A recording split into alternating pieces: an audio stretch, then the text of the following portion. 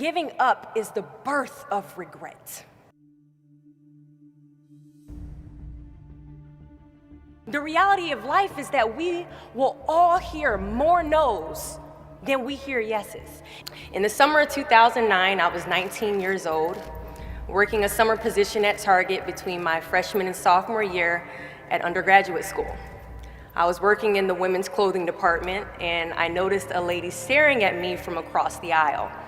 I figured she probably had a few screws loose, so I attempted to ignore her very intense stares. She eventually manages to make her way a little bit closer and closer to me where I was working until she eventually walks up to me and says, "Hello." I say the famous Target quote, which is, "Hi, may I help you find something?" She then asks me, "Were you born in this country?" And I was immediately offended. And I said, "Yeah, I was born in this country." And then she says, "Do you have any kids?" I said, "No, I don't have any kids."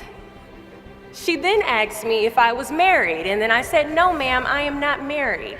She says, "How old are you?" I said, 19. "May I help you find something?" She then says, "You are the most beautiful girl I have seen." And I said, "Oh, thank you." I didn't work that much for my makeup, but I did the best I could, but thank you. And then she says, "I think you could be the next Miss USA." And I stare at her in pure disgust and said, "Pageants? You're telling me pageants, like Sandra Bullock, Miss Congeniality. Pageants? You think I should compete in pageants? I'm in the Army, okay? We don't do pageants in the Army." She then asked me to meet her at Starbucks the very next day before my next shift at Target. And she just wanted to do a little bit of explaining when it comes to what pageants is. And apparently I was a pretty open-minded 19-year-old because I actually agreed to meet her the very next day. The next day, she brought this foot-tall stack of pageant books and proceeds to convince me to enter into a state pageant 3 months later. For those who do not know, when it comes to Miss USA, you have to win your state first, okay? So 3 months later, I compete in my first pageant, and I lose. I go back the second year, compete in the state pageant, I lose. Go back the third year, compete in the state pageant, and lose. Go back the fourth year, compete in the same pageant, and lose. I go back the fifth year, y'all, compete in the state pageant and lose. But guess what? I go back the sixth year, guess what happens? I lose. I called her on the phone and said, "You told me I could be the next Miss USA." And she says, "Deshauna, keep working, don't quit, keep going back." And in June of 2015, she passes away from leukemia. 6 months later, in December 2015, I win Miss District of Columbia, USA. And 6 months after that, in June of 2016, I become the first soldier to win Miss USA. Giving up is the birth of regret. Giving up is something I did a lot of growing up, and I don't think I really challenged myself to stick anything through until I joined the track team in middle school. I remember having to ask my mom after tryouts and making it to the team for my very first pair of track shoes. Now, at the time, she walks into our house and she has a bag that has a nice Nike check sign on it, so I get excited because I wasn't getting new shoes very often. I go to take the shoe box out the bag and I notice that it says a size 9 on it. Mind you, in the 7th grade, I was a size 5. I open the box and I slide my feet into the shoe and I look at my mother and I said, "These shoes are too big." She says, "I know I did that on purpose."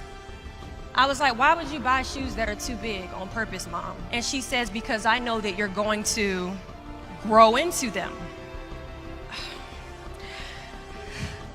Coach has us line up on the starting line and he wants us to run a lap around the track. As we go to take off, I immediately fall to the ground, twist my ankle because the shoes are entirely too big. See, I couldn't run at the speed that I wanted to because I didn't fit the shoes I was wearing at the time. Now, many of us have goals we're trying to achieve, but the person we are right now is not the person that we need to be when we cross the finish line to our dreams. So we must walk and pace ourselves on this journey to our goals, because we haven't grown enough in ourselves to fit the shoes that we need to achieve our aspirations. At times, our purpose drops in our laps as if the heavens threw it by accident. I ask only one thing of you all today after you leave this building. Do not fear failure, but please be terrified of regret. As giving up is the birth of regret. After you walk out this door, you will receive 100 doors shut, slam in your face. You will have 100 moments that will be filled with someone telling you no, or telling you, thank you for your application, but we regret to inform you that we've chosen a different candidate for this job. You will sit in 100 different interviews and you will not get the job. The reality of life is that we will all hear more no's than we hear yeses. And we will fail a lot, and I mean a whole lot. But what I ask of you today is to not take no for an answer. Don't be afraid of no's. Be afraid of the possibility of a yes that you have prematurely destroyed because you decided to quit before the clock strikes 12. You can ask anyone, friend, family, anybody. I love a good no. Please tell me no. Telling me no is like adding fuel to a fire that is now set ablaze because of your single no. I love additional reasons to work harder. Please give me a reason.